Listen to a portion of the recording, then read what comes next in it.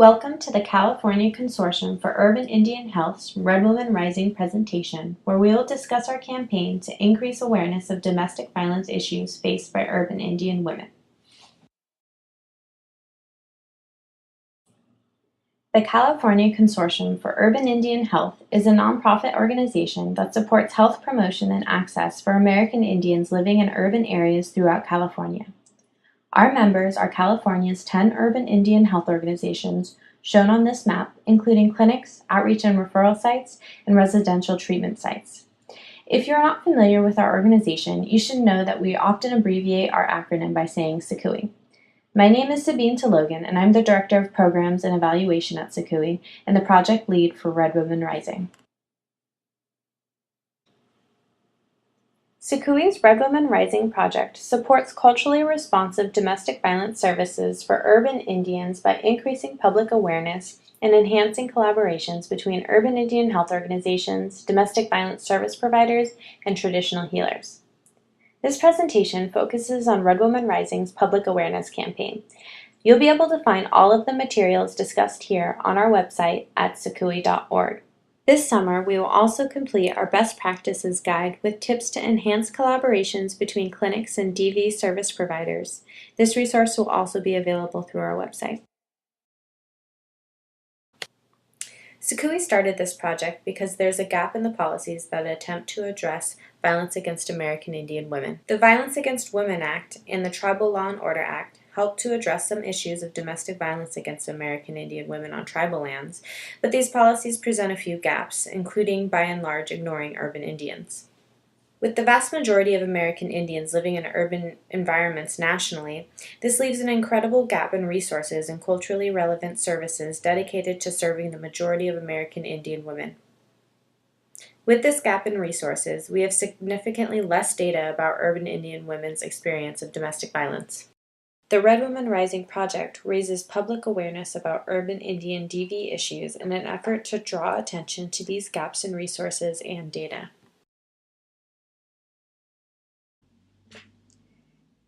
CCUIH used our community-driven media model to develop the materials for the Red Woman Rising project. The community-driven media model prides itself on increasing the visibility of urban Indian issues by centering community perspective and solutions, as opposed to the top-down approach of public awareness campaigns that often centers behavioral change on the expertise of public health officials. We started Red Woman Rising with 2 talking circles, which build on the strengths of Indigenous health practices such as storytelling and interdependency, allowing us to learn the community's in-depth experience of problems of violence and abuse in addition to healing and resilience strategies. We wanted to make sure that this campaign could reach an intergenerational audience, so we created a youth advisory group to make sure that the materials could be understood by youth. We also facilitated key stakeholder interviews with traditional healers and community leaders. Sarah Biscara-Dilly was our visual media consultant for this project. She is a Chumash and Chicana multidisciplinary artist, and her work has been exhibited throughout the U.S. and Canada. She is part of Black Salt Collective and will soon begin pursuing her PhD in Native American Studies at UC Davis. Sarah will now explain how she arrived at the visual work and the slogan. The visual materials developed through this community-engaged process have evolved greatly over the last year to reflect the perspectives of our constituents. We settled on 2 print posters to be distributed to our member clinics for them to display, as well as Red Woman Rising handouts to be placed in waiting areas and available for patients and community members to take with them. These materials are also available beyond our members. Interested parties may contact Red Woman Rising at cciuih.org to receive them. The first poster, highlighting statistics that display the staggering levels of domestic and interpersonal violence urban Indian women face, makes necessary connections between the experiences of violence and their impact on mental, emotional, physical, and spiritual health. This poster is also available as a handout, something which furthers the possible impact of the information assembled.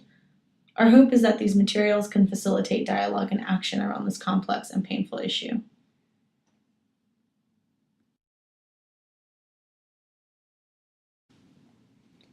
Also, while addressing the needs of community members who are from varied tribal backgrounds, it felt important to anchor parts of our visual campaign in visual references that are interdependent with California Native experience. This is where the image from the second poster came in, that of a mission, standing in as a symbol for significant rupture in many California Native communities, but also as a site of resilience, of resistance. There is so much coded in this image that extends beyond California, as it comes to stand in as an acknowledgement of the intergenerational nature of trauma. When asked to develop visual materials for the Red Women Rising project, it was deeply important to have these images reflect the complex needs and experiences of the urban Indian communities they serve. As we hosted talking circles and the digital storytelling workshop, I was struck by the participants' profound clarity, innovation, and resilience reflected in healing, both on a familial and a cultural level. The slogan, "Unlearning Violence is in Our Hands," was inspired by this multifaceted understanding that I saw embodied in these conversations, an understanding that healing domestic violence, interpersonal violence, sexual violence implicates all of us, that it requires a community committed to healing violence. It is a testament to the ever-emerging skill sets reflected in Native communities, one that reflect the shortcomings of a justice system that marginalizes Native people and the interdependent nature of healing a culture-wide experience of trauma. The repeated use of trust survivors, recognize abuse, stop violence, heal our communities throughout the digital and print media campaign is engaging these concepts as well and addresses a breadth of community members, from survivors to perpetrators, leaders to community members. It is less about addressing symptoms and more about healing whole communities and the ways we have internalized violence. We are reminded that this is life's work. CCUIH worked with the Ingenuity Project to develop a short animated vignette on the problem of domestic violence for urban Indian women. This vignette includes audio from Kutcha Risling Baldi, who is Hupa, Yurok, and Karuk, and currently an assistant professor of American Indian Studies at San Diego State University. Her research is focused on American Indian Studies, gender, and decolonization. The vignette also includes audio from Kathy Wilkutz, a traditional Lakota healer who focuses her practice on women and youth. To learn more about the Ingenuity Project, you can visit their website at ingenuity.org.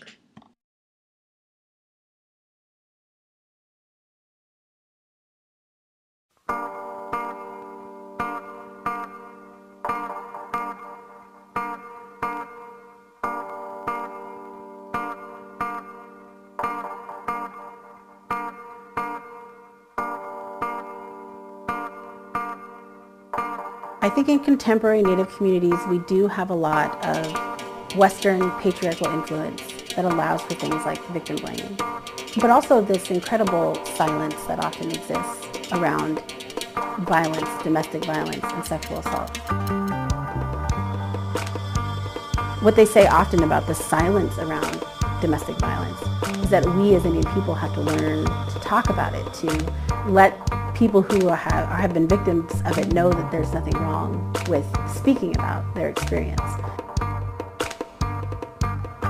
If you look at a pre-colonial Native culture, most women did not cover their breasts.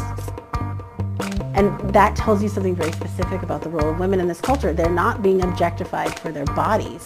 They are able to exist in a place where they don't cover up, and yet you don't see very high instances of any kind of sexual violence. When you look at the people who are coming in and settling the Americas, they have to bring in tons and tons of these soldiers, these men who they say are very uneducated, and they're covered in lice, and they are unshaven and unclean, and they're like a plundering horde. And what they really equate Native women with is the land itself. And so they feel entitled to the land, they feel entitled to the gold, they feel entitled to the women.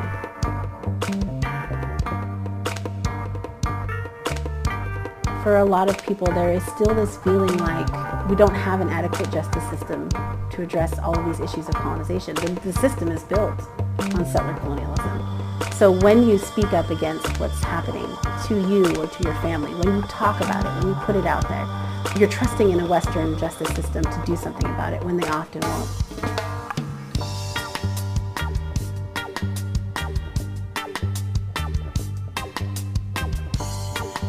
It's a majority non-Native people that commit violence against Native people.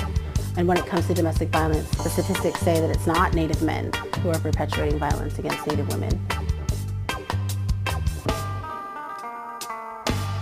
With domestic violence, a lot of times we forget how important we are. You know, and I feel like when you're in a tribal circle, you're part of a community, and the circle helps the people. It helps lift that burden off of them, and that in itself is healing.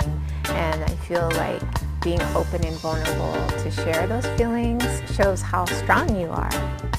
If you could do it, then you're showing another person that they can do it too. So it starts with us. You are a part of something important. You are a part of a community. That community values everything that you are and everything that you're going to do. And you're not alone. So even when somebody comes into your life who wants to make you feel like you are less than, like you are nothing, you know from your core that that is never true. That you are very much valued for who you are as a person in this world.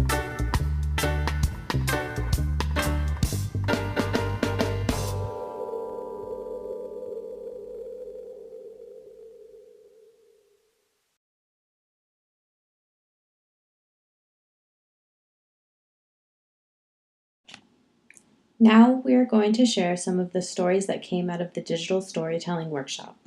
Please know that the content of these stories is heavy and relates to domestic violence. We are immensely grateful for the participants who are willing to share their stories. The first digital story that we are sharing is called Red Truck and demonstrates how we as a community may keep silent around issues of violence within the home and how substance abuse may contribute to violence. This story also shares a narrative about urban relocation and how the speaker is now dedicated to creating future healthy relationships and raising good men. My first memory is standing by the door holding the doorknob above my head looking at lights far away in the distance. I was probably 3. My mother told me it was the city lights of Cheyenne, Wyoming. Medicine Bow is where we lived. Dad worked at a diamond mine and Mother was a housewife. My older sister was 12 in middle school. My older brother was 5, both born on the reservation.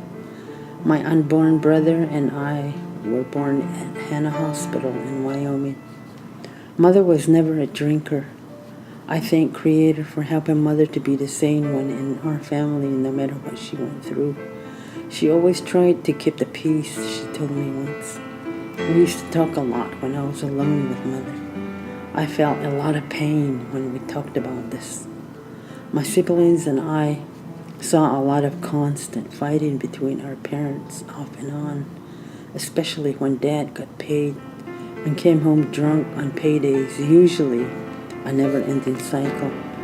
My older sister would grab us little ones and run for anything where it was safe, either under the kitchen table, behind the bed, or a corner, shivering, scared, and crying.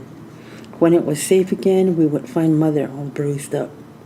Dad would later come back acting like he didn't do anything bad. Mother told me later when I got older that Dad used to tie her up in the house because he was so obsessed with jealousy of Mother. A Mexican lady who knocked on her door would say, "Can I talk to you?" And Mother would say, "No one can talk to me." One day the lady got in and befriended Mother, the only friend she began to know. She taught Mother how to crochet. These were the happiest moments for Mother when Dad was away. Mother started to pick up the Spanish language and learned it very good from this lady. Grandma did not like that because Mother started talking Spanish to us, as well as our own native language, and because Mother came back with an accent.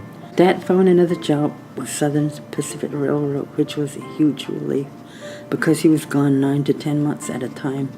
Once he was home, the fighting starts all over again.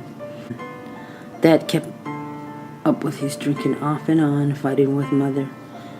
Even carried a gun after her, sometimes holding it to her throat. I guess just to scare Mother. When this happens, we would run down the arroyo to Grandma's or to the Mormon church, sleeping there for the night until he got sober again. we were all in boarding school again. Then Dad was hired by the tribe, a permanent one finally. I went to a local high school. I finished and graduation came.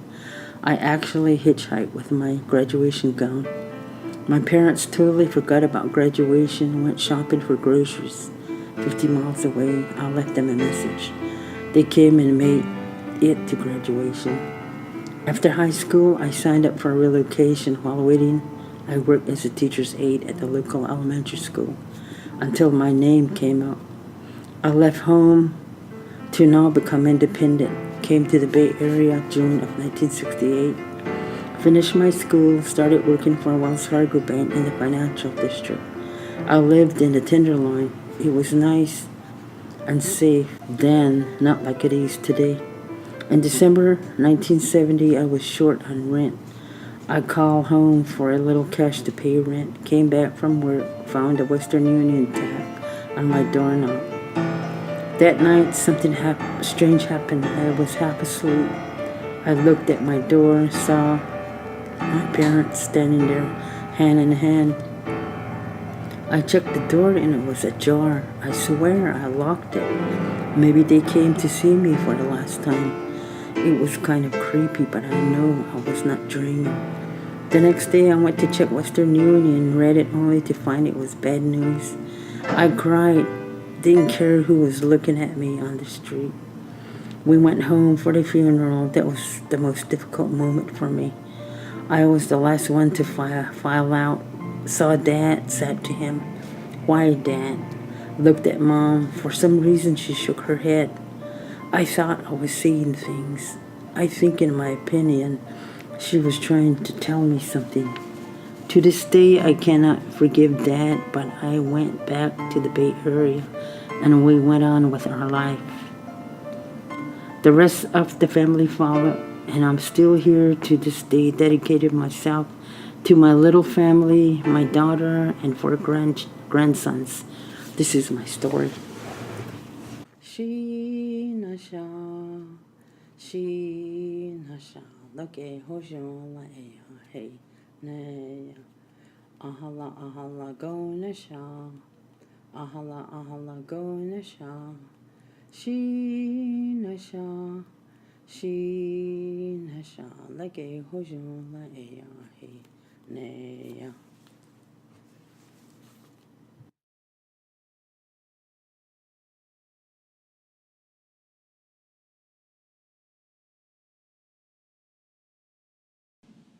The second digital story that we are sharing is called Forgiveness. This story discusses childhood sexual abuse, survival, substance use, and silence. The story also shares how the survivor was able to heal through prayer.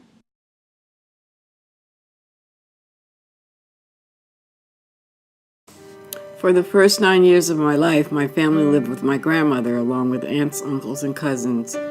1959 was the year all safety would be leaving when my father bought his first home a few towns away. Alcohol, partying, violence would start escalating, and all safety in childhood I once knew started to fade. In its place would be total responsibility for care of one sister with polio, 2 overactive and full never-ending energy brothers. Did these parents I had know that I was just a kid, or maybe I was really a 40-year-old in a kid's body? It sure felt like it. My first escape at 12 to find a little piece to the basement with a stolen cigarette from my mother's pack of Camels. Smoked, got high, felt good. Started to collect cigarette butts from ashtrays the morning after drunken parties that would usually end in fights. I would wind up cleaning up their messes. Between the ages of 12 or 13 is when the molestation started. I knew it was only a matter of time. With all the drinking and my mother being angry with my father, she started sleeping on the couch. She started working the graveyard shift, leaving us at the mercy of my father. He would call me from the bedroom all hours of the night. Time for me to run again, into the woods or walking the streets. If I could just stay away until it was time for my mother to come home. Run to the basement to drink stolen or leftover alcohol. When will this end? Not until the age of 40, it ended. It was 1990. Reality check. All those years of running from the world I grew up in. Through alcohol, drugs, suicide attempts, breakups, and breakdowns. Something was missing. What was it? Forgiveness and my Creator. That's it. I came to know my Creator. Creator was always there, waiting to take away all my worries and burdens. To this day, I believe my journey, as hard as it was my path in this life. What is important is to trust in Creator and the process. Facing my fears and not running from them are part of that process, and the journey continues.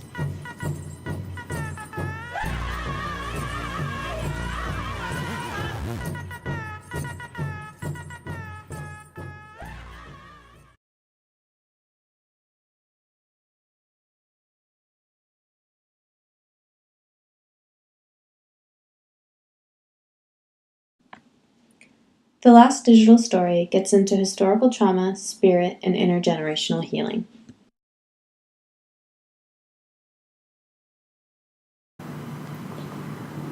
Ever since I was a child, I've been a dreamer. I dreamed about places I'd never been, about animal people, about the spirit by the sycamore in my grandparents' backyard, about people my great-grandmother survived, about painful experiences in my mother's childhood that she never put words to. Like the many other women of my line, we dream in triplet. Before I learned this, I remember telephoning my mom at 6 a.m, sobbing while facing dawn on the East Coast. I dreamt she was hurt badly and called her immediately to see if she was okay. In her half-awake haze, she reassured me, "Don't worry until you dream 3 times." I began learning how to read the subtle nuances in dream life, what to respond to in the waking world, and what to allow to move through me. I was told that it was risky to be awoken abruptly as a dreamer.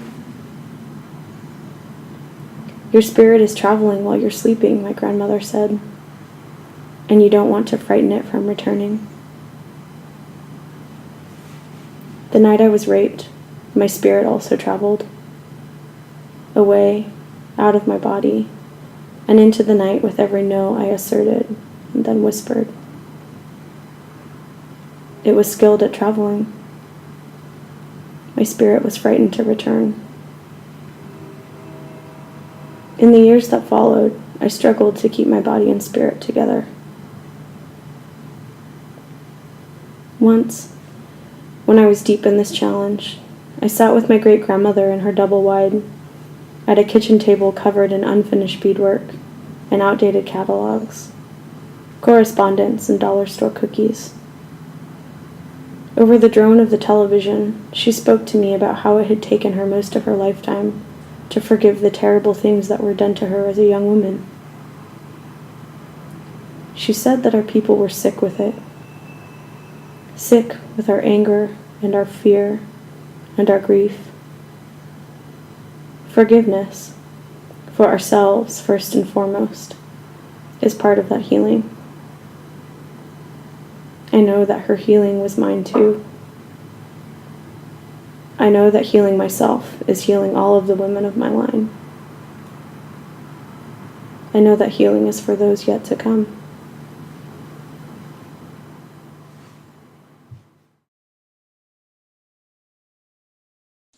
We made 5 digital images that are available in our social media kit. This kit includes sample Twitter and Facebook posts that you can use to post to your organizational or personal accounts and join the Red Woman Rising movement to raise awareness about urban Indian domestic violence issues. This statistic that Native children experience PTSD at the same rate as veterans returning from Iraq and Afghanistan comes from a 2013 Indian Law and Order Commission report. We are using stark statistics such as these to demonstrate how we must all be invested in healing. We also have a handout with this statistic. On this slide, you'll also see 2 sample posts that you'll be able to find in the social media kit. For Twitter, we of course have the 140 character limit, but for Facebook, we wanted to provide more context for why this statistic is true. The quote says, "Today's tribal youth carry the wounds of their ancestors, compounded by generations of atrocities committed against this nation's indigenous people, including historical traumatic campaigns of eradication, reservation assignment, boarding schools, and relocation. Although they carry these wounds, these contemporary youth will be the first generation with an opportunity to heal from historical trauma."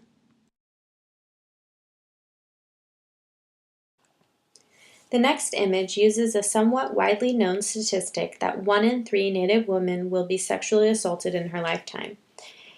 And we recognize that 86% of the perpetrators are non-Native men.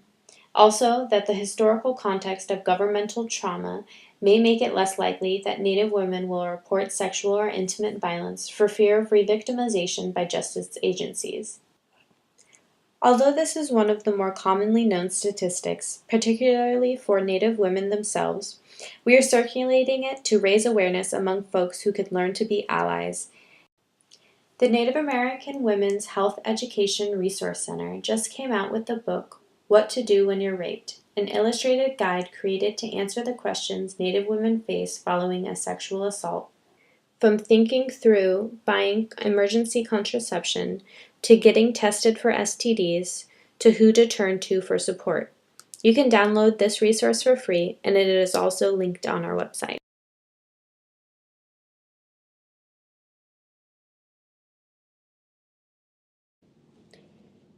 Here are 2 more images to be shared on social media. The first shows the high rate of IPV experienced by American Indian women in general, and the second is a moving image that shows findings from a study on urban Indian women's experience of violence.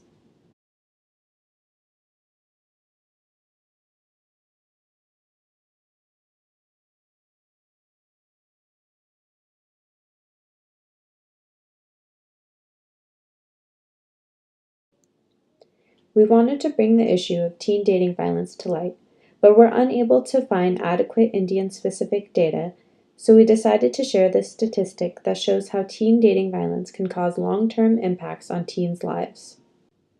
It is important to teach our youth how to recognize signs of abuse in order to break the cycles of violence. This image is from the Ingenuity video. We wanted to represent the resilience inherent in our communities and spread this message of solidarity.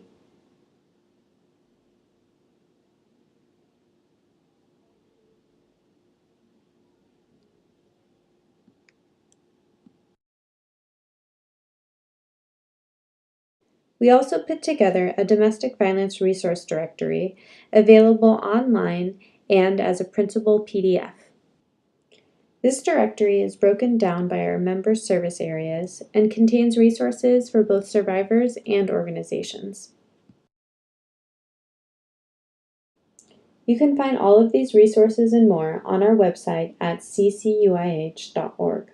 If you have any questions about the Red Women Rising project or are interested in print materials or related resources, please contact redwomenrising@ccuih.org.